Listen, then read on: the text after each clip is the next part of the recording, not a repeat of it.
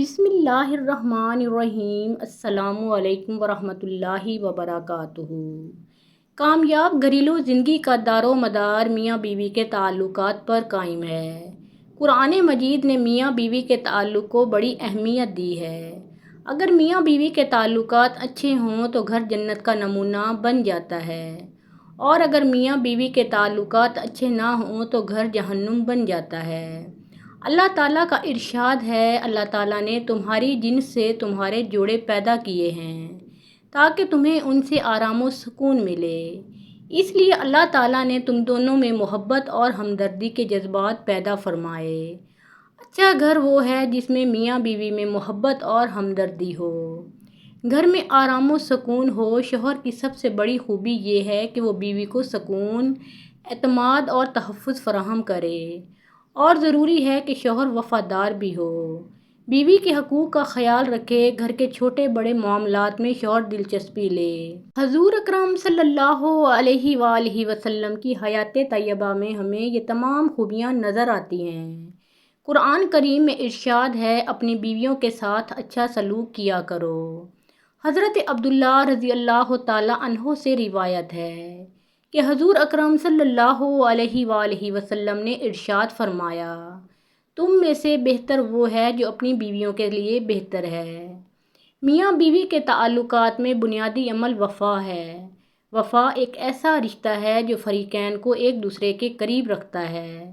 وفا کی بہترین مثال حضرت خدیجہ الکبریٰ رضی اللہ تعالیٰ عنہا ہیں۔ حضور اکرم صلی اللہ علیہ وآلہ وسلم کو حضرت خدیجہ الکبریٰ رضی اللہ تعالیٰ عنہا سے بے انتہا محبت تھی۔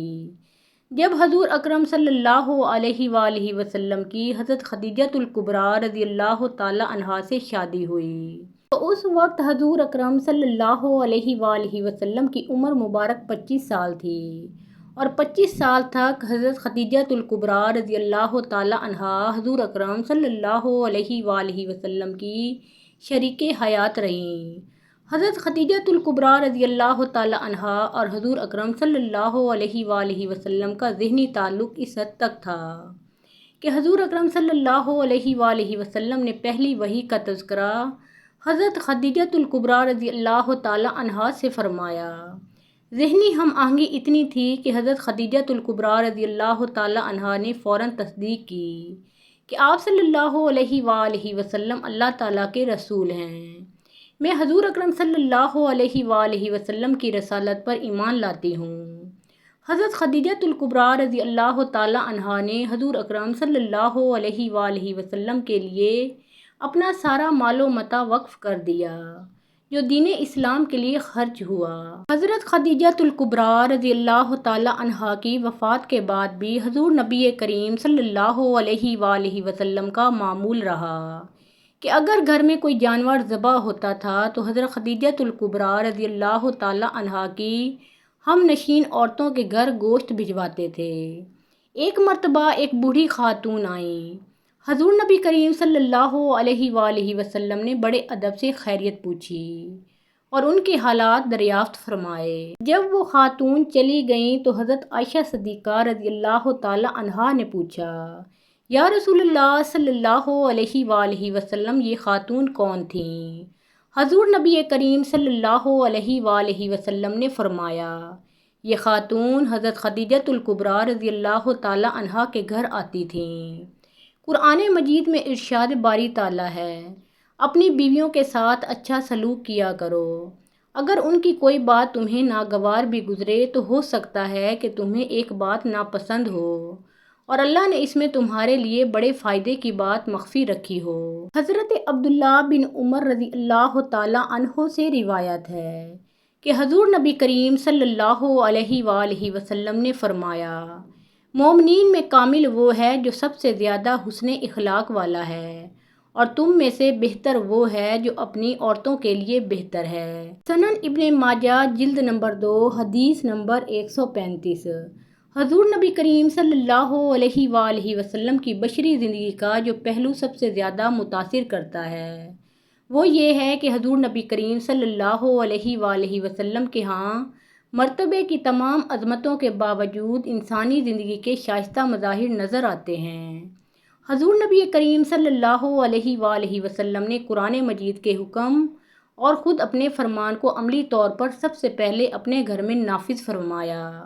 حضور نبی کریم صلی اللہ علیہ وآلہ وسلم اپنے گھر میں ازواج مطہرات رضی اللہ تعالی عنہما کی باتیں سنتے، ان کے اختلافات ختم فرماتے تھے اور کوئی ایسی بات فرماتے تھے کہ ازواج مطہرات رضی اللہ تعالی عنہما خوش ہو جاتی تھیں۔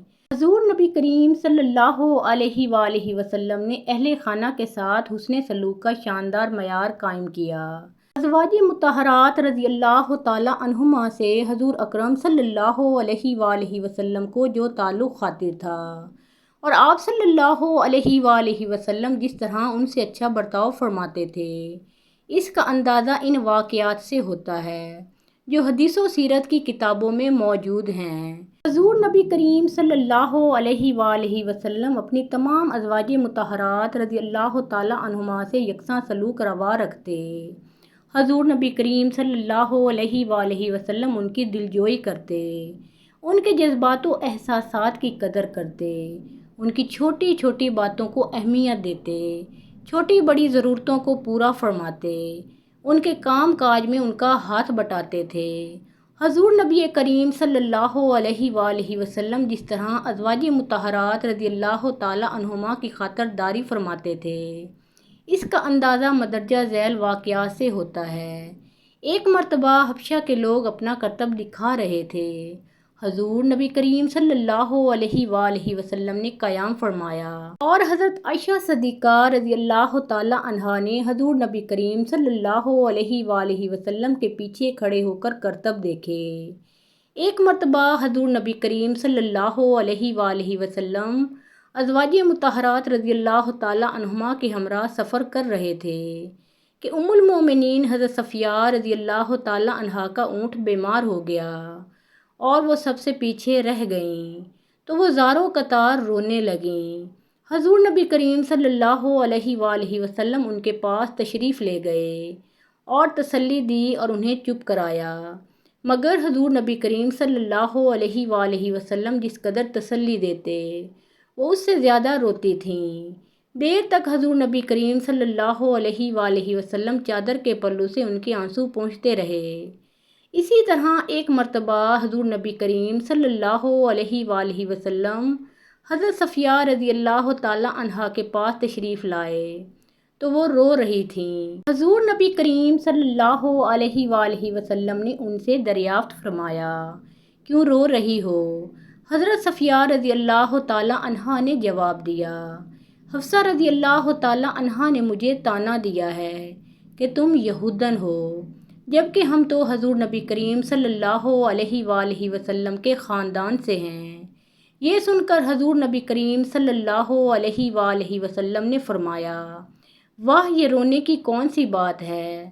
تم نے کیوں نہ کہا کہ میرا باپ ہارون علیہ السلام ہے اور میرا چچا موسیٰ علیہ السلام ہے، جبکہ میرا شوہر محمد صلی اللہ علیہ وآلہ وسلم ہے، پھر بھلا مجھ سے بڑھ کر کون ہو سکتا ہے؟ محترم ناظرین، پیارے آقا محمد مصطفیٰ صلی اللہ علیہ وآلہ وسلم کا پیارا نام ایک بار کامنٹ سیکشن میں ضرور لکھیے۔ ویڈیو پسند آئی ہو تو لائک اور شیئر کیجیے۔ مزید اسلامی واقعات اور سبق آموز کہانیاں سننے اور دیکھنے کے لیے ہمارے اس چینل کو سبسکرائب کیجیے۔ اللہ تعالیٰ آپ سب کا حامی و ناصر ہو۔